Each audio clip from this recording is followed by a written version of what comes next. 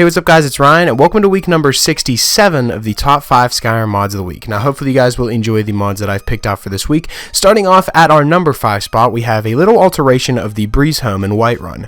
Now on the mod page it reads that they've kept the house somewhat true to the original, since they've always felt that Breezehome needs to feel like a small town house, not really a large mansion. So there's no added basements, towers, smithing areas, or hoarders, mannequins, and displays. It's simple, compact, and functional. Now in my personal opinion, I think that this looks way better than the original Breezehome that was in the original game of Skyrim.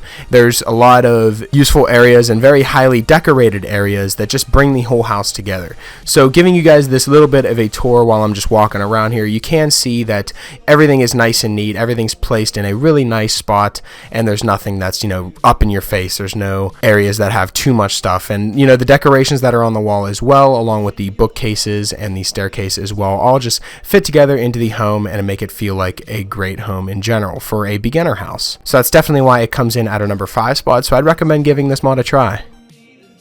Coming in at our number 4 spot, we have a cheat mod. Now I don't really cover cheat mods that often, but here we have a new cheat mod called the Jewelry of Power. Now I found this mod to be extremely interesting because it allows a whole bunch of new jewelry to be crafted under the miscellaneous section at the smithing station. I'm just going to be reading off the 13 different jewelry pieces that you can wear, along with some things that they can actually do. Starting off with the Ring of Magnus, we have all spells cost 100% less to cast, and it increases your magic resistance by 100%, while also creating a ward while blocking that protects against spells up to 200 points. That's a very useful ring, and you can pretty much just cast spells infinitely, which is what you'll see me do later on in this little showcase. There's also the Ring of Nocturnal, which grants permanent invisibility while sneaking. Sneaking is also 200% better. All spells you cast are silent to others. Lockpicking and pickpocketing is 100% better. You can sell any item to any vendor, even if it's stolen, and buying and selling prices are 50% better. That is just a whole bunch of perks for just one ring, so that's definitely going to be one of the best rings in the game. There's also the Ring of Sithis, which grants permanent invisibility, 200% better sneaking again. It's silent to others whenever you're casting spells, but health, magicka, and stamina regenerate 2,000% faster, which means you're pretty much invincible. You can also avoid death once per day. Next up, we have the Amulet of the Void. There's health, magicka, and stamina regenerate 2,000% faster, and you can avoid death once per day. This is more of a less cheat jewelry item because the other one had all these different perks along with the avoid death and the 2,000% faster. So if you felt that was too much and you feel like it takes too much fun out of the game, you'll be able to have the Amulet of the Void on, and it doesn't have as many perks on as well. There's also the Expedition Necklace, which increases your carrying capacity by 9,000 points and can be worn with any other necklace or amulet in the game. So that means once you pick it up, you could put it on, and then if you find another necklace, you can also put that on as well. It doesn't actually fill that slot. We also have the Invisibility Necklace, which grants permanent invisibility while sneaking, 200% better sneaking and movement, and any spells that you cast are silent to others. Then there's the Necklace of Commerce, which means you can buy and sell any item even if it's stolen, and buying and selling prices are 50% better. Then the Sorcerer Ring is a ring that just allows you to cast spells infinitely again, which is the all spells cost 100% less to cast.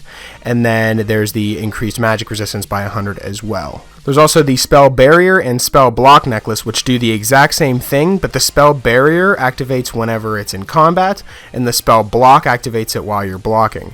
Now, the Spell Barrier Necklace is, while in combat, creates a ward that protects against 200 points of spells, and then the Spell Block is just when blocking, it protects 200 points of spells.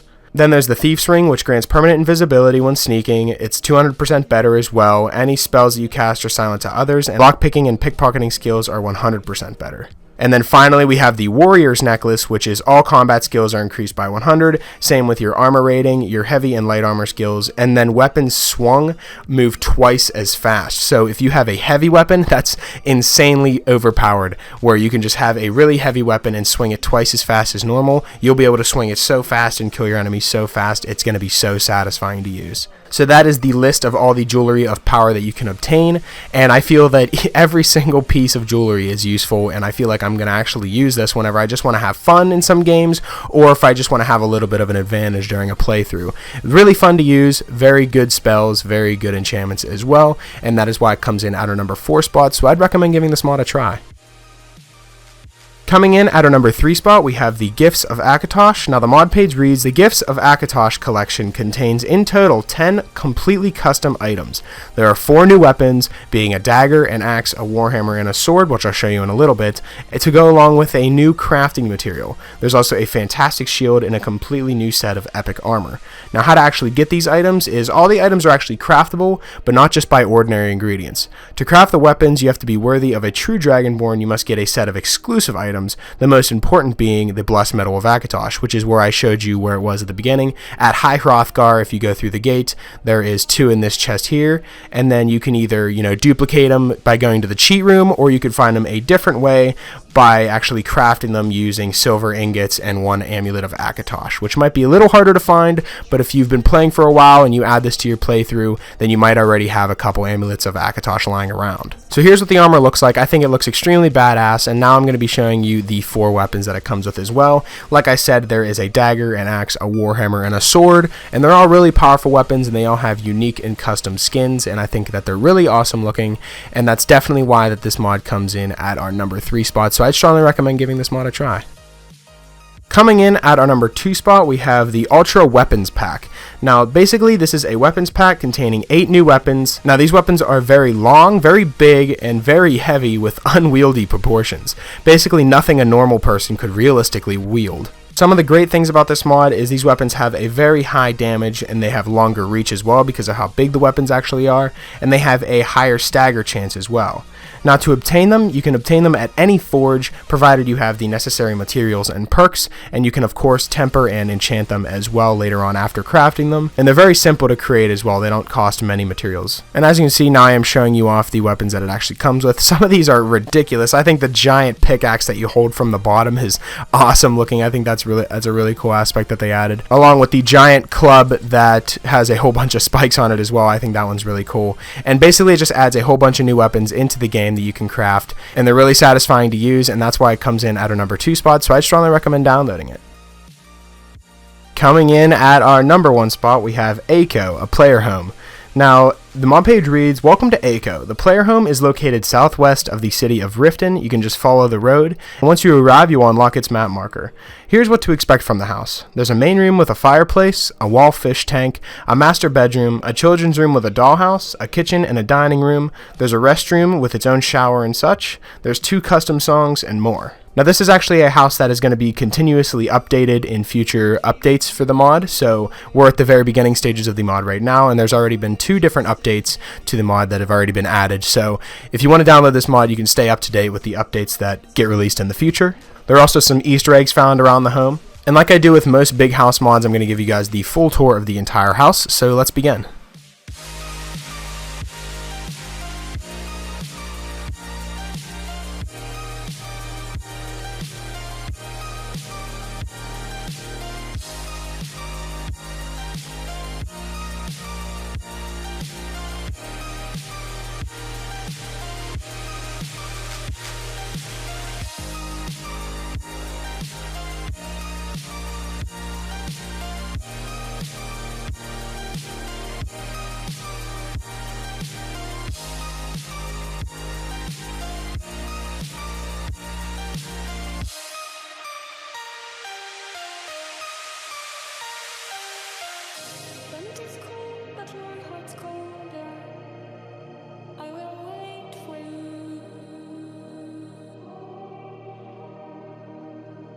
Imagine your arms pull me under, but I will wait for you.